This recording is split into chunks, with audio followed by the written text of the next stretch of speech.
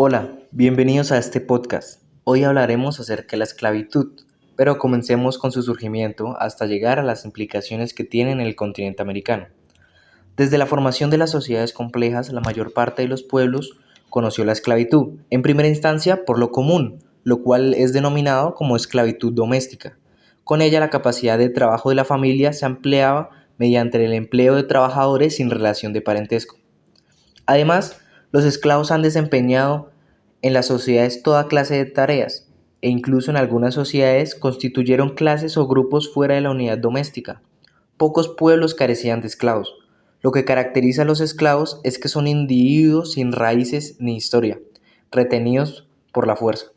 Componían asimismo la fuerza laboral de mayor movilidad. Los esclavos no fueron naturalmente los únicos adscritos a ciertas ocupaciones, ni tampoco excepcionales por su incapacidad para regir su propia vida.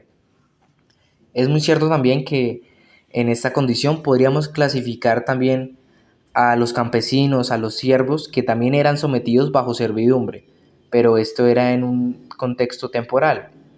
Eran individuos, en este caso, atados a la tierra, obligados a servir a sus señores y sujetos a menudo a rígidas reglas y jerarquías que estaban dentro de su contexto social.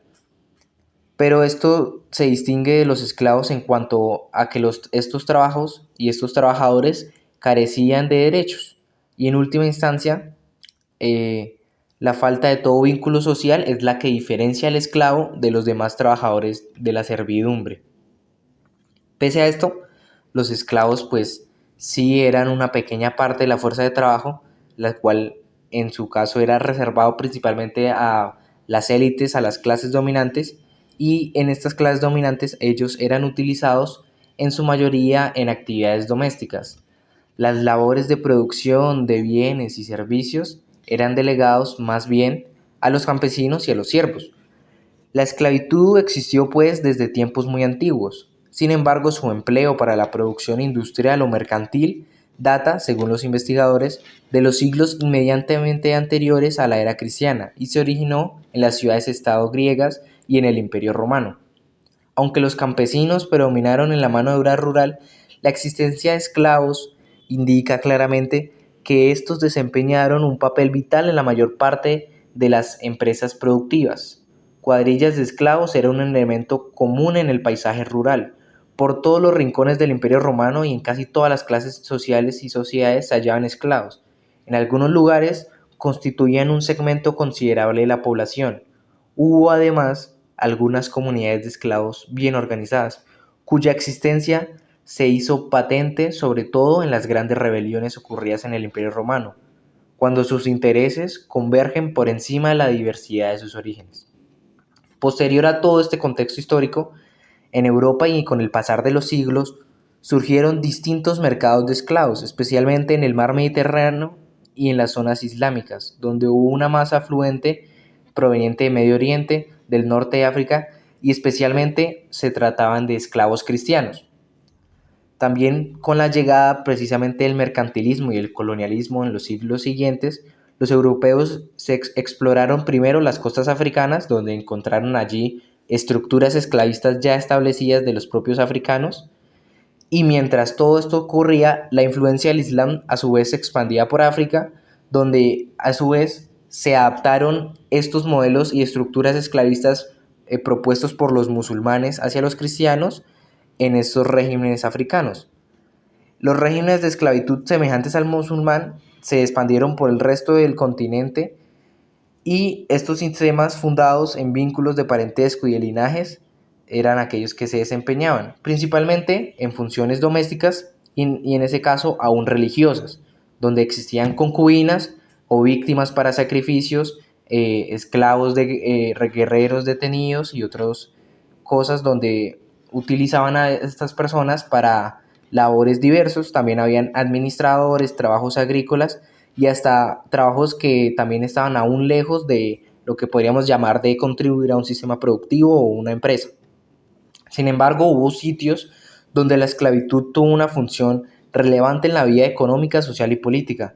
Los regímenes islamistas de la franja subsahariana usaron grandes cantidades de esclavos como soldados y como trabajadores y siervos. La llegada de los exploradores y comerciantes portugueses a la costa subsahariana, apenas iniciada en el siglo XV, alteró significativamente la historia de la esclavitud africana, ya que su tráfico se intensificó a la vez que cambiaban las fuentes de abastecimiento y los empleos a los que se destinaban los esclavos. Ya habían preexistente muchas estructuras de esclavos, primero por los musulmanes, luego estructuras y jerarquías ya en África, pero el momento disruptor, digamos que es la llegada de los europeos, en este caso de los portugueses.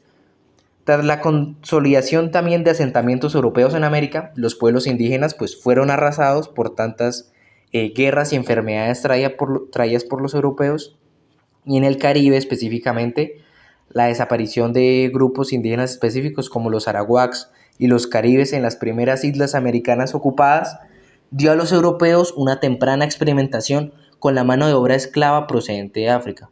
Pronto, los africanos predominaron entre las comunidades esclavas en las industrias emergentes del Nuevo Mundo. A su vez, paralelamente a esto, la industria azucarera comenzó un proceso de tecnificación y estructuración a base de esclavos. Esta industria había sido introducida en Europa primero gracias al comercio con Asia, y a su vez en Europa pues surgieron plantaciones basadas en la servidumbre campesina que posterior a estos exploradores y marinos portugueses que colonizaron islas en el Atlántico Oriental, resultaron que estas tierras de estas islas eran muy fértiles para el cultivo de caña de azúcar. Así que diversos mercaderes, entre los que destacamos los italianos, no tardaron allí en introducir técnicas más avanzadas aplicadas antes en otras regiones del mundo. Islas como Madeira, las Canarias y Santo Tomé se destacaron como los mejores sitios para esta industria. Al terminar la centuria, Madeira era el mayor productor europeo de azúcar.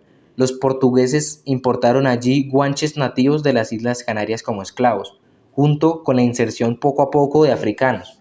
Al finalizar la década de 1450, en el mercado de Londres se vendía azúcar de Madeira. En 1493 había 80 ingenios que refinaban un promedio de 18 toneladas anuales de azúcar. Las explotaciones eran, sin embargo, relativamente pequeñas, puesto que el cultivo se hacía en terrazas y no de forma tan expansiva. Las plantaciones más extensas solo empleaban 80 esclavos, una cifra moderada en comparación con las cifras americanas del siglo siguiente. En este contexto se configuró el régimen de plantaciones esclavista que luego pasaría al escenario americano. Como hemos visto, estas estructuras y principalmente la industria azucarera nace precisamente en Europa, primero bajo un sistema de esclavitud más basado en la servidumbre y de otro tipo de esclavos.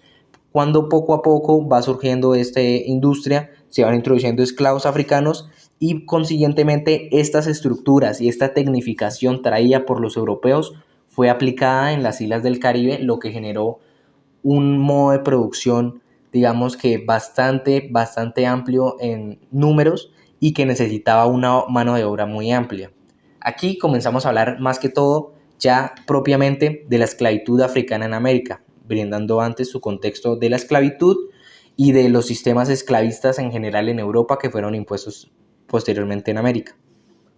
Consiguiendo con esto, América pues se convirtió en el gran mercado esclavista en el que se volcaron por varios siglos entre 10 y 15 millones de africanos. Fue en América donde la esclavitud africana alcanzó su pico, pero no fue su origen. Al principio, los conquistadores ibéricos llegaron a América recurriendo a la esclavitud indígena para conseguir la mano de obra que necesitaban.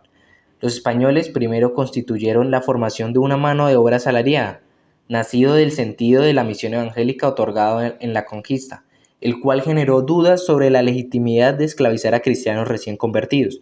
Todos estos factores decidieron a la corona española de aceptar la libertad de los indios.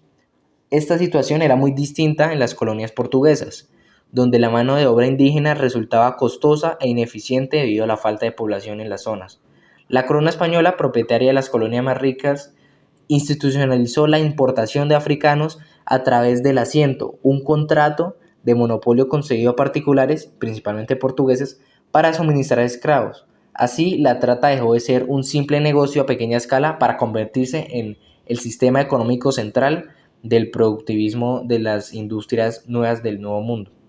La mano de obra esclava en ese contexto se volvió indispensable, especialmente en las colonias caribeñas como la española y en las primeras etapas de colonización en lo que conocemos ahora como Brasil, siendo empleada en sectores económicos cruciales para la época como las plantaciones de azúcar y la minería principalmente de oro y plata. Aquí ya vemos el cambio principal del labor de los esclavos y de la esclavitud en general, pasando de ser de labores domésticos y de servidumbre a fuente principal de mano de obra de los sistemas productivos.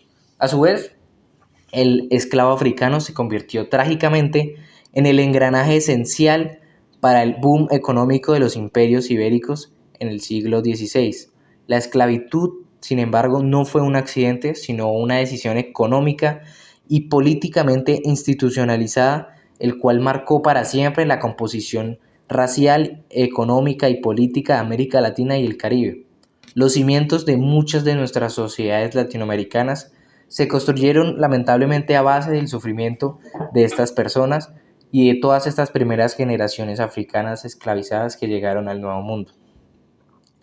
Este repaso histórico nos permite observar la evolución conceptual y de labor principalmente de la esclavitud en la historia contemporánea humana, a su vez de la implementación y luego consiguiente conformación de los sistemas esclavistas que luego fueron infundados en América debido a la conquista. Como conclusión, les puedo decir que ha sido muy enriquecedor este pequeño podcast y este pequeño fragmento de investigación en base a la esclavitud y específicamente en la esclavitud en América. Los invitamos a leer la obra completa para profundizar en la resistencia, la vida social y el camino hacia la abolición de la esclavitud. Gracias por acompañarnos en este podcast. Nos vemos en la próxima.